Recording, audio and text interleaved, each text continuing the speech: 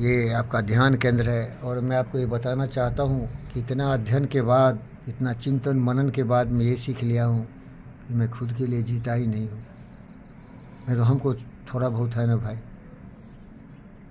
हम खुद के लिए जीता ही नहीं हूँ। दिन रात यही पढ़ा मैं, और हम आप एक ही गुरु के स्टूडेंट रहे हैं, हम लोग भी वही सीखते रहते हैं। आपको बार बार बोलता हूँ, कोई भी पेड़ अपना फल नहीं खाता। ये नदियाँ, ये झरना, ये तालाब अपने पानी नहीं पीते, हवा अपनी ऑक्सीजन नहीं पीती। धरती माता अपने लिए नहीं है। इस धरती का कितना दुरुपयोग होता है बोलिए, कूड़ा करकट, पैखाना, पेशाब, फिर भी ये फल देती है, अन्न देती है, सब कुछ धरती से निकलते हैं। एक सत्या गौर साहब भी हमारे अच्छे दोस्त हैं, एक दिन मुझे लेसन दिए थे, बड़े ज्ञानी हैं, कि ज़मीन हर तरह से मेरी मदद करती है, ये भारत माता है। इसीलिए संस्कृति और सभ्यता भारत की इतनी महान है कि धरती को माता समझते हैं। माँ जो मनुष्य होती है, औरत होती है, हमें जन्म देती है, लेकिन हमारी माँ को भी जीवन देती है धरती। धरती है तो हम हैं। बहुत सारे ग्रह हैं, लेकिन कोई धरती माता जैसी नहीं है।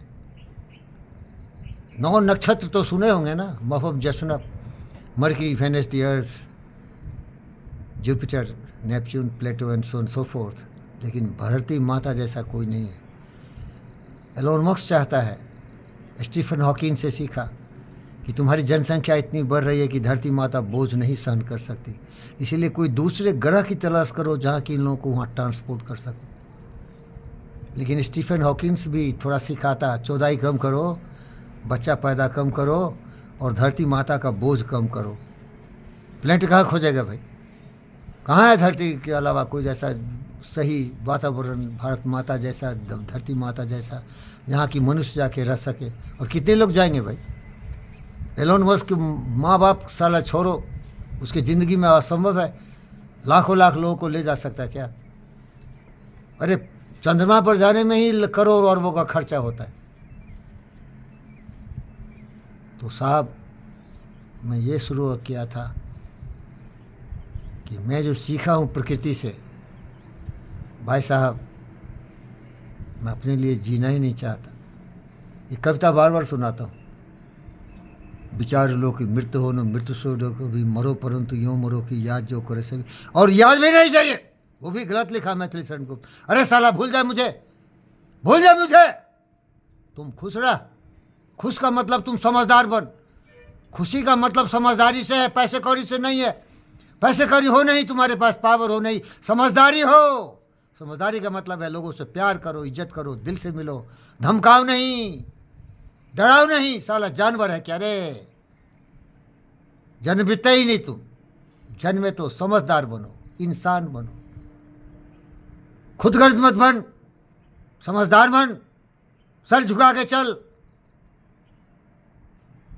लोगों की इज्जत कर, लोगों को प्यार कर, जीव जंतुओं को मत मार। भाई इसीलिए मैं जीता हूँ। हम अपने लिए नहीं जीते। हम योगा शुरू किए, कोई नहीं आ रहा है। आप बोलते हैं अपने ही योगा कर लो। अरे मैं ज़िंदगी भर योगा किया, बचपन से किया। टेनिस कोर्ट बना रहा हूँ, हड्डी गुड्डी टूट गया, रात में सोया तो डेड बॉडी की तरह, बुद्ध की तरह सो गया मैं। लेकिन सोचता हूँ कि वो कौन यूज़ करेगा। इसीलिए बोला मैं पेट्रोल बेचूंगा। पेट्रोल साला सब लेगा, नालायक कमीना कुत्ता। पेट्रोल के बिना काम नहीं चलेगा, उसका काम नहीं चलेगा।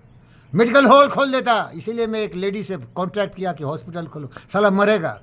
इनडिसिप्लिन है, न खाने का ठौक, न पीने का ठौक, बीमार बार बार पड़ेगा, दौड़ दौड़ के आएगा मेरे हॉस्पिटल में। सब लोग बंद कर दिया, ये मत करो, वो मत करो। अरे समझदार को समझदारी सिखा रहे क्या तू? मैं तो खोला टेनिस, लाखों करोड़ लगा के खोल सकता हूँ। कौन आएगा भाई? अरे वो जाएगा रोड पर बैठेगा, दारू पिएगा और रात में जाके ठोक ठाक करेगा। जानवर है ना। समझदारी किसको है? अच्छा काम क्यों करेगा भाई? जानवर की तरह जीना है ना। समझ रहे क्या? समझ आप बहुत समझते हैं भाई।